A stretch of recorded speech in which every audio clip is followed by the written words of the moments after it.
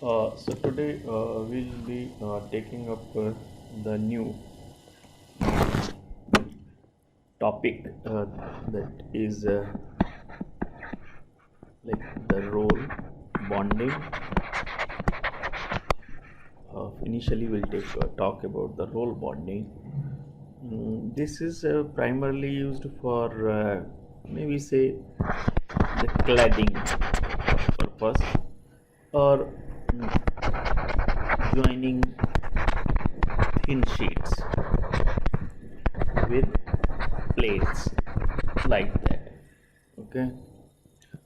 On the other hand, the another very common bulk deformation based joining process, which is friction welding. So this is basically a very large group of processes now which uses the friction for developing the frictional heat and then subsequently for developing the joints. So many variants are available of the friction welding.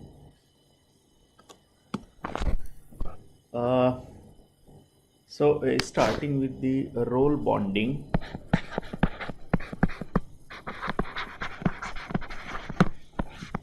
So as I said, this is primarily used for joining of thin sheets or films to the comparatively large section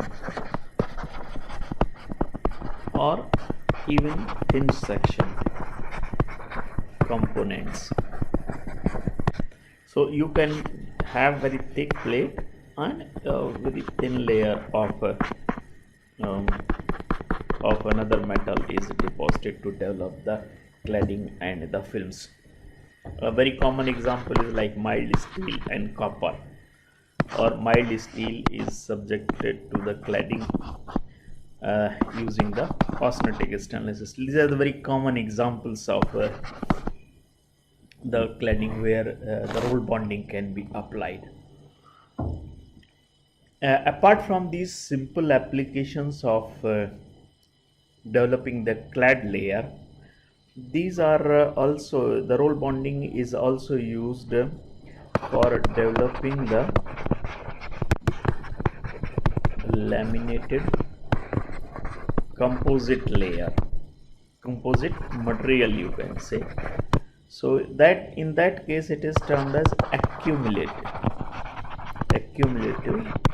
roll bonding.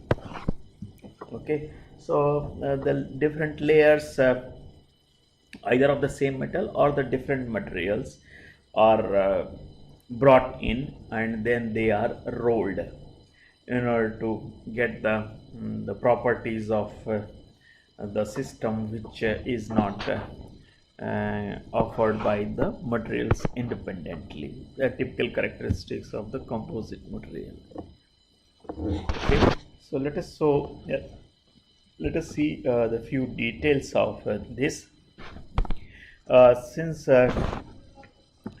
this roll bonding involves actually very micro level interfacial deformation, but at the if you see the kind of reduction which is taking place in the bulk material, then that will be large. So you can say that way it will be falling under the macro level deformation joining, because the extent of reduction may be huge, and because of that we can put under the macro level deformation. Otherwise, if you see the kind of the deformation at the interface which will be taking place, that will be a micro level. That's one thing. So the deformation this certainly is applied using the compressive, or you can say squeezing force. When the sheets are fast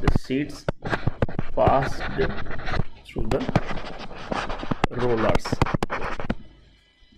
So the gap between the rollers plays a crucial role regarding the kind of the deformation that will be experienced by the sheets which are to be joined. Okay, so now this deformation can be realized in both cold as well as hot conditions. But we prefer the hot roll bonding. Why? Because it reduces the work hardening effect, it reduces the yield strength and improves the ductility, so your the interfacial bonding is improved. At the same time, you see, the recrystallization is also facilitated by the high temperature, leading to the very good metallurgical bond at the interface. So this is very crucial for metallurgical continuity. So like say the two sheets may have the different the structure in the beginning, right, like this, and here it may be again different in terms of orientation or the size and shape, etc. But when these two are passed through at the interface, whatever the peaks and valleys are there, they get deformed, collapsed. Peaks and valleys get deformed and collapsed, leading to the improved or increased metallic bonding, or metallic you can say the intimacy. So this is extremely important, like there is a direct metal to metal contact as well as the interfacial deformation that is taking place in order to have the metallurgical bonding. And in absence of this, if this is not happening, like metallic intimacy is not there or the surfaces are very rough, then in both the cases the metallic intimacy will be limited, and that is why it is important that surfaces are very clean, and by and large there is quite good smoothness. The roughness is low, so the cleanliness and the smoothness are crucial for developing the sound and good the metallurgical bond at the interface in the roll bonding. So as I have said, the recrystallization at the interface leading to the metallurgical continuity is important, else you may have a situation where some kind of the in cold roll bonding some kind of the interface may be visible. Okay, so now another aspect related with the cold bonding, since the this process of the roll bonding may be applied number of times, like it is passed once through this roller, then again it is passed through the another set of the roller. So this the passing through the different rolling stand or number of rolling stands in case of the cold rolling will be increasing the hardness, will be reducing the ductility. Okay, so both these, increasing hardness and strength, reducing the ductility, can make the system crack sensitive. Okay, so this has to be neutralized. So if the little bit heating is done, then that will be beneficial in order to neutralize the effect of this the work hardening which is taken. The kind of the metals, as I have given the example, it is primarily used for improving the corrosion resistance of the mild steel, or for developing the composite materials of the composite materials, laminated composite material made of the different the metal systems. So like SS and copper, or ASS, MS and copper, MS and copper, and ASS and mild steel. These are the typical combinations which are used.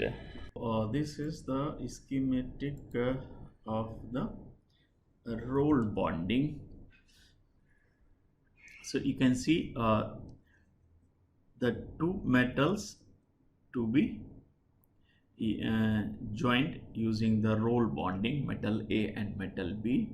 And if you see the interface before roll bonding, it will be clearly there is a separation, and this kind of the separation is reduced or eliminated to some extent depending upon the roll bonding conditions. So you can see here the metallurgical continuity, and that is what at the high magnification it looks like this. If it is done at a high temperature, this kind of the gaps will further be eliminated. So how the process is carried out, you see there is a huge reduction in terms of the thickness reduction during this roll bonding process. So the typical steps in the roll bonding involves like the surface treatment, okay, and then putting the things together. Surface treatment is very crucial, degreasing, wire brushing, etc., and then they are put together, and then after let's say marginal heating, depending upon the conditions to be used for roll bonding, there can be heating above the recrystallization temperature, even below that for good the metallurgical bonding, and then the joint at the interface is developed, and we get the continuity like this. So again this process is kept on repeated. You get one, then again you can cut it into the pieces, then again clean it, and then stack it. So this is the kind of cycle for developing the layers of the different materials. So this is what is called accumulated roll bonding. A simple roll bonding will primarily be used for the purpose of cladding only. Okay, so I'll show you one example here. Just see that the mild steel sheet is to be coated. So how this coating is being done? Okay, this is the preheating, and see, then cladding process. So the mild steel, and both the sides you are having the copper layers, and these are passed through the rollers, and so that's how thereafter you can perform the annealing to impart this what you call roll bonding. Okay. This is an typical example of the structural features in the components which have been subjected to the roll bonding. So this is one material, another material, one material, another material, like this. So if you see there is certainly the good metallurgical interfacial bond, and there is you can say the simple metallurgical continuity, and there is no separation, although a particular kind of the grain or particular kind of the metal certainly be elongated in the rolling direction, but the bond is metallurgical. And that is what we see, like when we apply the typical and conventional cladding, we get the clad layer like this, layer 1, layer 2, layer 3, in lot of dilution related issues. Thereafter we get one typical heat affected zone, and these things will be by and large absent when we do the roll bonding. Let's say the carbon steel is subjected to the cladding of the stainless steel, and you see the flat interface. And if you see this at very closely, you may notice that a wavy structure or mechanical interlocking at the interface. Okay, so this is the kind of the typical interface which is developed, and certainly apart from the mechanical interlocking, the diffusion across the interface leading to the development of the metallurgical bond, those are kind of the mechanisms that will be responsible for development of the joint at the interface. And if the roll bonding is carried out at a higher temperature, then there may not be any demarcating line across the interface, because completely new grains will also be. So the next topic about which I have to talk is the friction welding.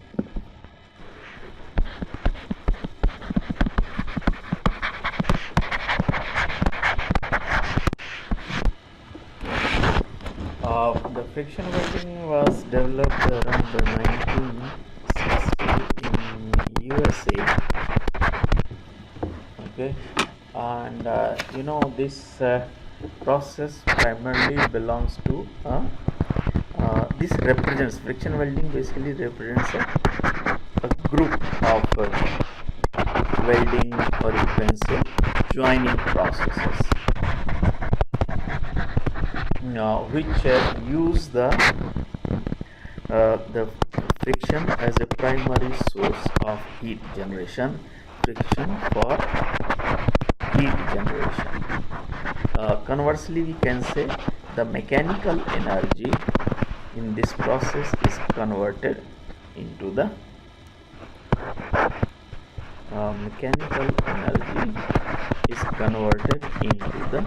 heat. Now, this heat plays a very important role in the joining process. So, and this is this conversion of mechanical energy into the heat energy is realized through the relative motion. It is very important. So the factors that will be governing the kind of heat generation will depend upon the relative motion and the kind of the normal force which is acting at the interface, or it is applied at the interface. Okay, so both these will be contributing towards the frictional heat. Okay, and this frictional heat will depend upon the this frictional heat will be playing multiple roles. So heat generated, it is not just the friction that will be contributing in the heat generation. Typically in the friction welding, heat comes from the friction coupled with the deformation, and both needs to be considered or taken care of when we are considering the kind of conditions that should be used for developing a friction weld, because if we just focus on the friction, then deformation will also be contributing towards the heat generation, and that will be increasing the temperature significantly. So both need to be considered. How does and which role is played by the heat, and what kind of the motions that are used, or relative motions are used? So basically there are three types of the motions that are used in friction welding. One is called rotational motion, another is linear motion, and third is angular motion. So angular, linear, and rotary motion. These are the three types of the relative motions which are used in friction welding for developing the desired heat, so that the friction weld can be generated. Okay, so the role. Now coming to the role that is performed by the heat. So there are multiple things which are done. One by the heat generation is very important and crucial in friction welding, and it plays the primary role. First is the thermal softening of the metals being welded. This is one. And at the same time, high temperature rise, uh, and when the two components to be joined are in very close metallic contact, they will be helping in diffusion as well as developing the metallurgical bond. Developing the metallurgical bond. Okay, so the these are the two main things which will be helping in developing the metallurgical bond using the friction welding. So heat generation, or you can say enough heat generation, is very crucial for friction welding, else you will see that there are defect and discontinuities at the interface. The bonding is not perfect. Okay, uh, so so so this is about the role of the heat. Thermal softening. So thermal softening means reducing the yield strength and improving the ductility. And second, the rise in temperature will be helping the diffusion of the atoms across the interface and leading to the development of metallurgical bond through the recrystallization at the interface. Now coming to the another interesting aspect, that is the relative motion, whether it is rotary or it is linear or angular. This is very important, that sufficient relative motion is imparted to the during the friction welding. Can anybody comment what is the purpose of the relative motion? Because once the two components are in very close metallic contact, the diffusion and the recrystallization at the interface leads to the continuity of the metallurgical bond. So at that stage we don't need the relative motion. The moment when the joint starts developing, we don't need the relative motion. Okay, so because otherwise how the joint will be developed, how the metallurgical continuity will be realized. Any other observation apart from heat generation? So certainly the one uh, major role, you can say, of the relative, of realizing the relative motion, which is the heat generation. Okay, apart from this, any other role? Let's take the two components like this and generate the heat using any other source and apply the things under pressure without any relative motion. What will be the scenario? See, if you have impurities at the surface, these will remain at the interface despite of heating. Heating will simply facilitate the softening, recrystallization, right? But that will be happening only when there is a good metallurgical contact between the two components. So the relative motion between the two components plays a very crucial role of scrubbing the surfaces. Rubbing surfaces with each other helps to clean the surfaces. It removes the oxides and other impurities if they are there, and these will be expelled from the surface. Now the problem is still possible, like like if this is the section which is to be joined through the relative motion or through the friction welding, what will be the scenario? The relative velocity and the frictional heat generation at the center will be minimum, and under the identical conditions the relative velocity of the material at the outer periphery will be maximum. So there is a possibility that there is a low temperature is minimum, and here temperature is maximum. So you may notice that here you have low thermal softening, right? And on the other hand, this has softened significantly. You can say maximum thermal softening near the surface. So the metal at the outer periphery certainly will tend to deform. So this also has to be kept in mind. Okay, and if this is not taken care of, you may left with certain kind of the defect and discontinuities at the center. Even your impurities, those have not been expelled out. So impurities not pushed up to the periphery, or the discontinuities left at the interface. This is one typical feature. So apart from heat generation, scrubbing or the rubbing of surfaces against each other under pressure will be leading to the cleaning of the surfaces, expelling the material and the impurities to the periphery. Okay, now the typical stages in the friction welding includes like this, like the two components to be joined are in separate position. They are held separately. One is connected to the power driven work holding device.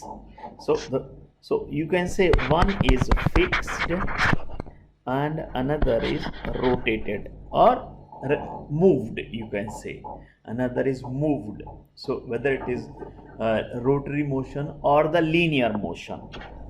Okay, so say here rotary motion is being given, it can be given linear motion. So in that case, so rotary motion like this or linear motion like the up and down kind of thing.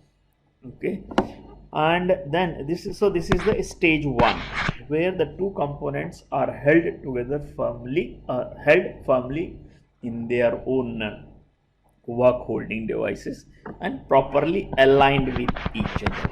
Okay, then what we do, then we start the one component to rotate. So we rotate the one member like this. Okay, so this is, you can say, the moving component, and another component is also brought in contact with this. Okay, so certain kind of the relative movement will be made. Is the moving and the fixed components. So now they are in the second stage, they are in contact. So one is rotating and the being moved. Then, and this here we apply some kind of the force. You can say the friction force, or you can say some kind of the friction welding force. So it's low in value, or you can say moderate, just enough for heat generation at the interface due to the friction. So as a result of the friction and the direct rubbing of the two metals at the interface, the frictional heat is generated. Okay, now in the third stage, as this heating continues, what you will notice that at the interface the two have started to get deformed like this. This is just a beginning because of this.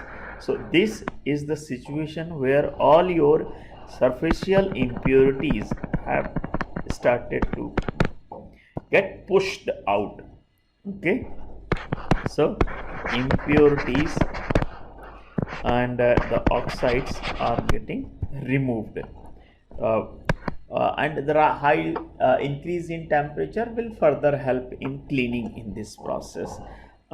So here this you can say the situation of moderate rise in temperature, not significant.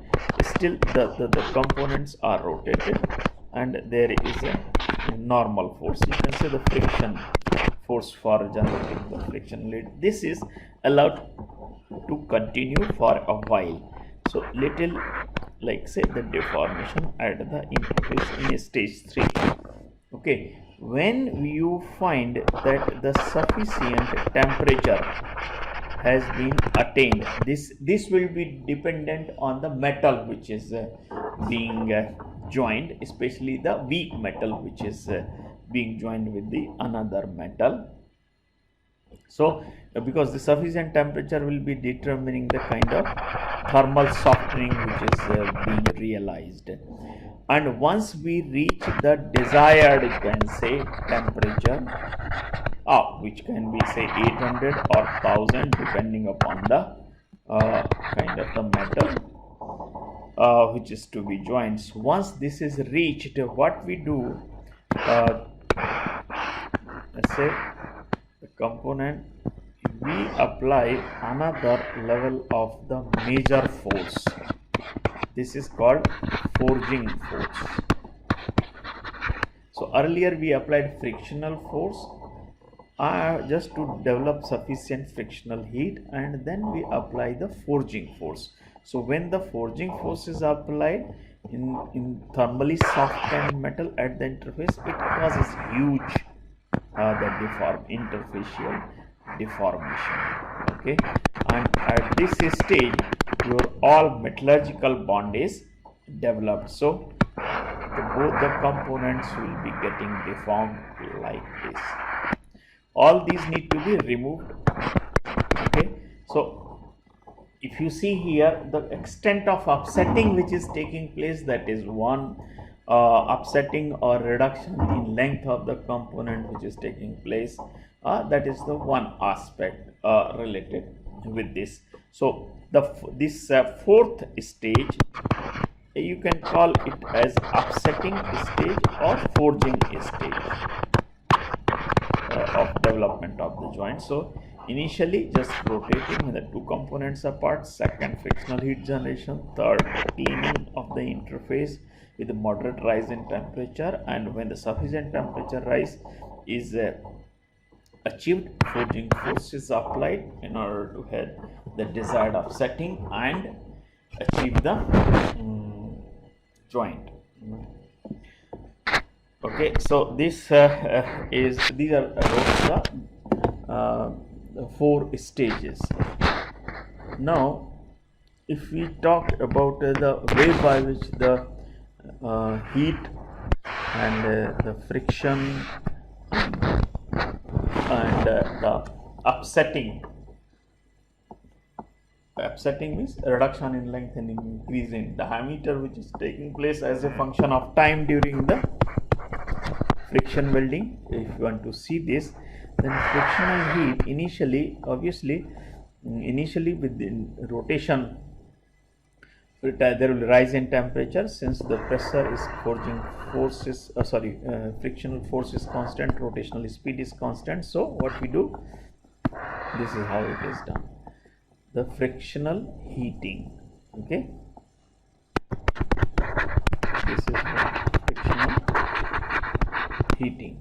Okay, okay, I need to erase this, probably it is very close.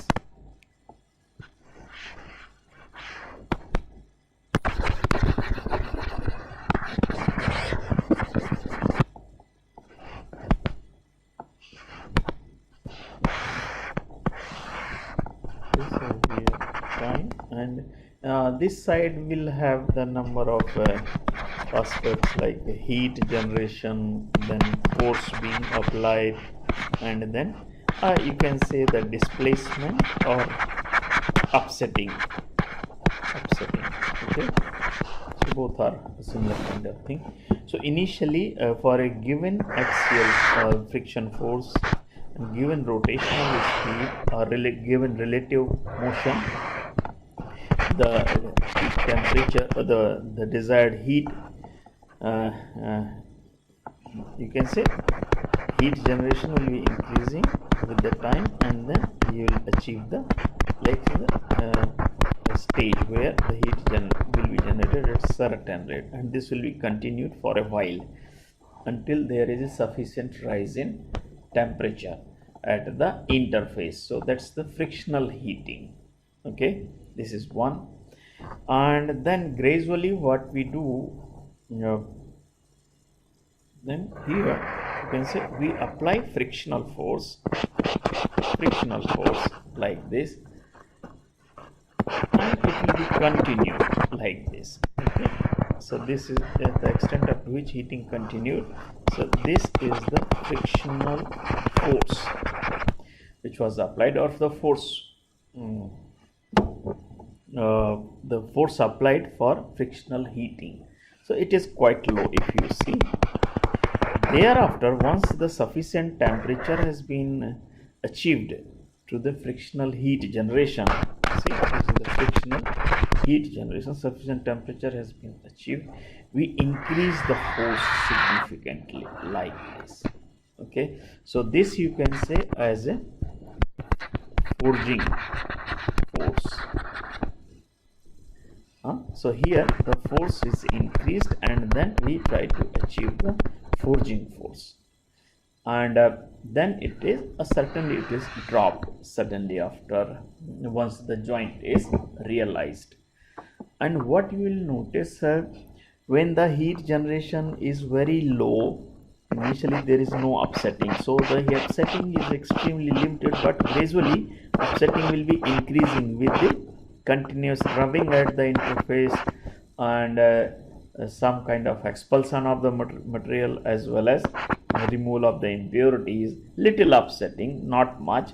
So it is increasing at a constant rate, but as soon as the friction force starts increasing, you will find that upsetting has increased significantly up to the extent when there is an increase of the upsetting force, and then it becomes constant.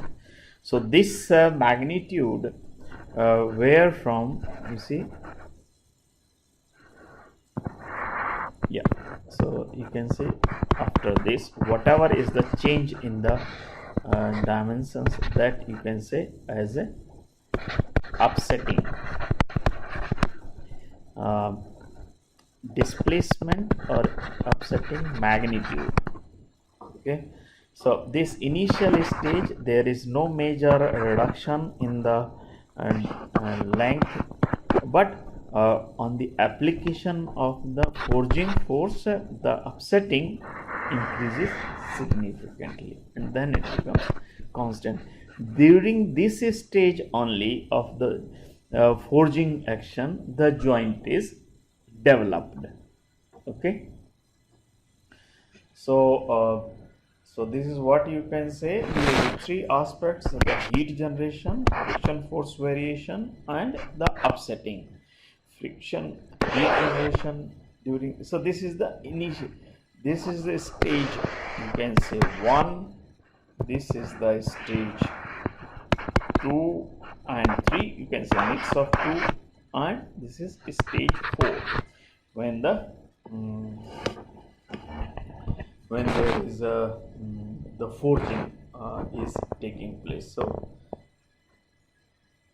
okay, so now if we see certain things, okay,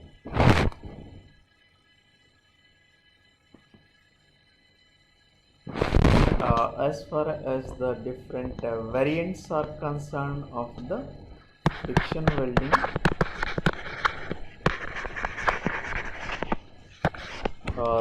there are different variants based on the kind of relative motion which is being applied, or the kind of the drive system which is being used. Okay, so here we have like rotary friction welding, then orbital friction welding, then linear friction welding.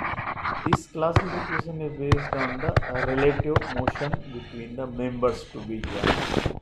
Now, depending upon the type of the drive which is being used for developing drive or drive mechanism being used for developing the friction weld.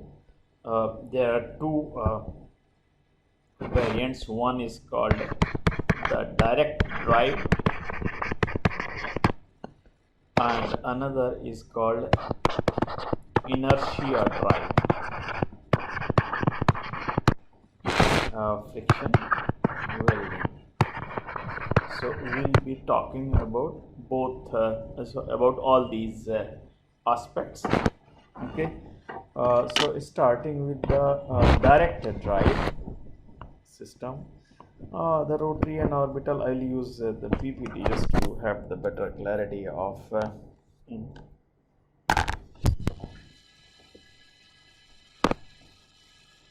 so let us talk about the direct drive.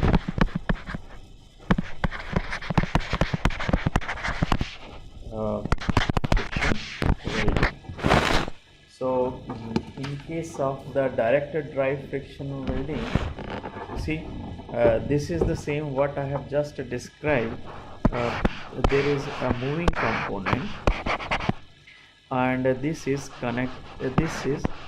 driven by suitable motor in the work holding device. So there is a motor that will be connected to the work holding device and work holding device will be connected to the moving workpiece. Okay, and another side you have the fixed component, but that can also be moved to apply the force from both the sides. So this is the one stage where the moving part is this one is rotated with the help of the, like say, electric motor connected to the work holding device to rotate the workpiece. Okay, and both are held under the pressure at the interface. So the compressive force or the friction force is applied. Normal force is applied for frictional heating to both these members, and then this rotation is continued. Rotation is allowed until the enough heat generated. Okay, once the sufficient heat is generated, then stop the drive. Sufficient heat is generated and the rise in temperature of the metals at the interface has taken place. Stop the drive, that is the motor is stopped, and apply the forging force. Apply the forging force. So that is what you have seen. The friction force is significantly greater than that of the forging force is significantly greater than the friction force that is applied for developing the frictional heat. Okay, and thereafter the joint will be developed. So as far as the parameters of this process is concerned, you can regulate number of things, like the rotational speed of the moving component. Rotational speed basically determines the rate at which heat is being applied and it will be transferred to the underlying metal. So if the rotational speed is high, then the time available for dissipation of the heat away from the interface will be less, and you will be able to reach the desired interface temperature quite early. Okay, so if you use the high rotational speed, there is a possibility that you develop a joint with the minimum heat affected zone. If you work with the low rotational speed, it will take long time to reach the desired temperature for the friction welding, and that in turn will be increasing the heat affected zone also, because lot of heat will be able to get dissipated to the underlying base metal. Okay, coupled with this is the axial force. That is about that, the force applied for frictional heating. Okay, so obviously increasing the axial force will be increasing the frictional heat generation. Okay, and that in turn may be reducing the time required to reach the desired time, as well as the time for welding. Next is the welding time, the time for which the heating is allowed to be continued. And see, in general, friction welding time is very less, maybe 10 to 20 seconds. It's not much. And the lastly, the one more parameter, that is the upsetting or forging force. Upsetting or forging force. So these will be determining the extent of deformation, metallic intimacy, the kind of soundness of the joint. So there has to be enough upsetting force, sufficient welding time for a given rotational speed and axial force, because if you change the rotational speed and axial force, then the welding time can change.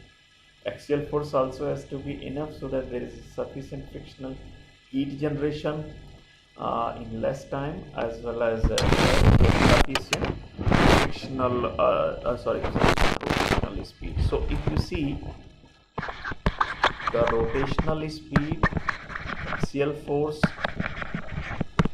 and the time, all these are interlinked and related to the heat generation. So higher the speed, higher the force, longer the welding time, or the time for which the frictional heat is generated. All these will be governing the heat generation. So interfacial, you can say thermal softening, interfacial cleaning. So it is important that all these three, rotational speed, axial force, and the welding time, are optimized in order to achieve the desired temperature for friction welding. So since for a given metal you may identify the kind of temperature that should be there, and you can keep on checking the temperature at the interface until that temperature is achieved, you can continue to develop the heat before applying the forging force. So because of this solid state kind of situation and a more mechanical way of heat generation, it is easier to control the process. It is easier to automate the process. It is easier to control the quality of the weld. Okay, because of this typical nature of the welding. Okay, so now coming to the another aspect, that is about the can say it's about the inertia drive. Inertia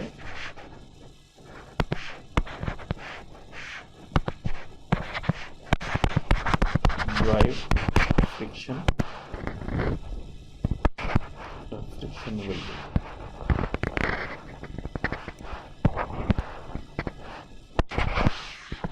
So in general, the principle wise, this process is also very similar to the direct drive, the friction welding. But here what we do, initially we give the sufficient energy from the obviously electric motor, and energy is given to the flywheel. So there is a huge flywheel, okay, and it is given, energy is given to the electric motor, and the two are connected through the kind of clutch kind of arrangement, so you can engage and disengage. So initially the sufficient energy is given to this flywheel with the help of the electric motor. So when the energy is being given, the clutch will be connecting and the motor and the flywheel rigidly, and once the desired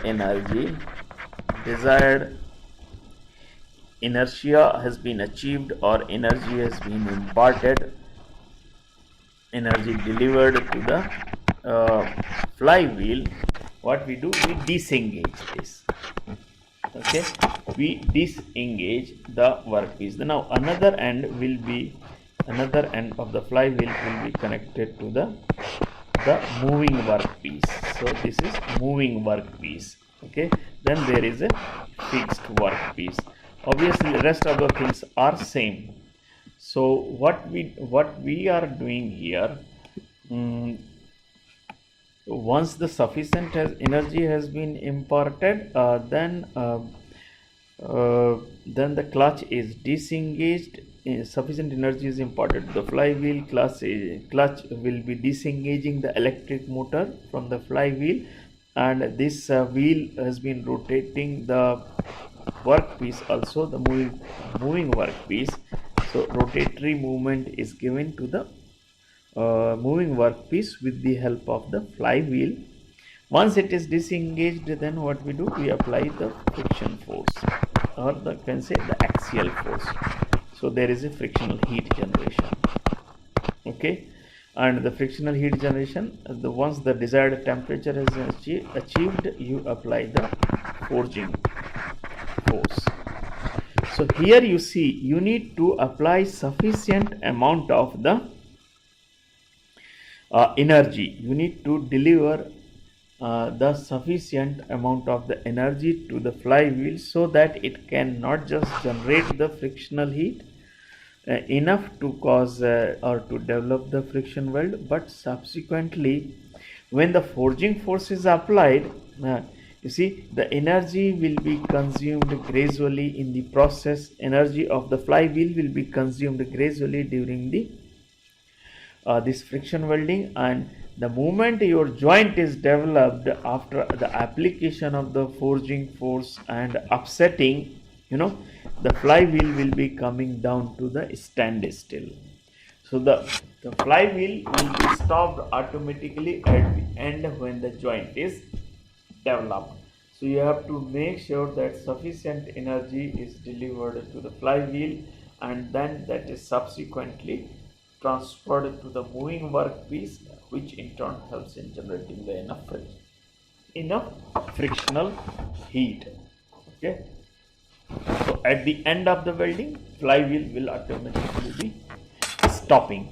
Now the variables of this inertia drive friction welding includes like the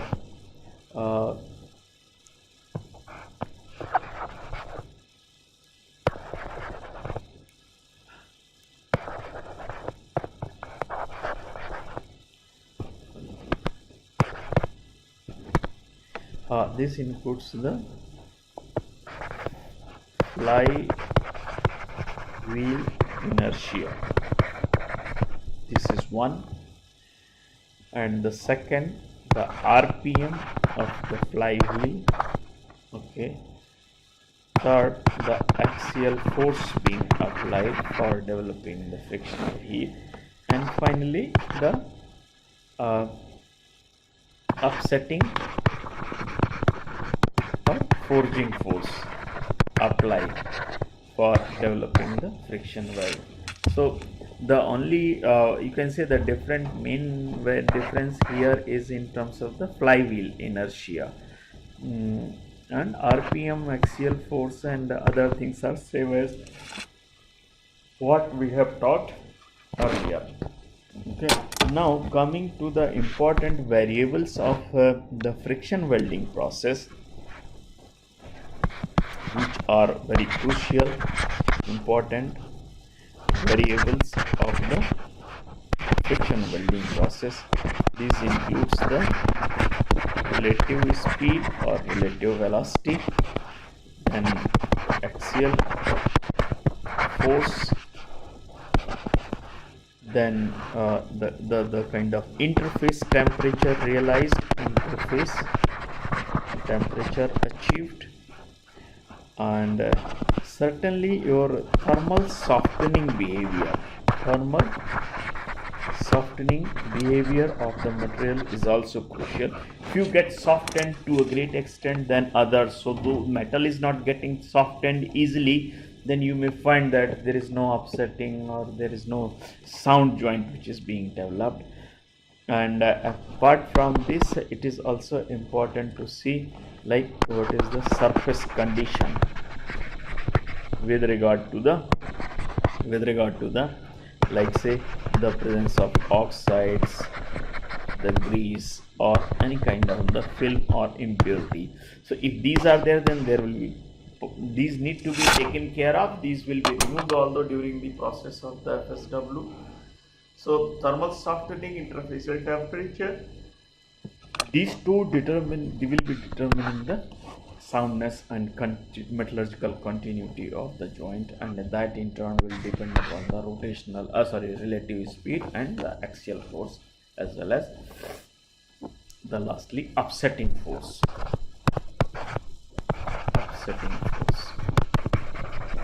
or the forcing force that is being applied. So that's all for the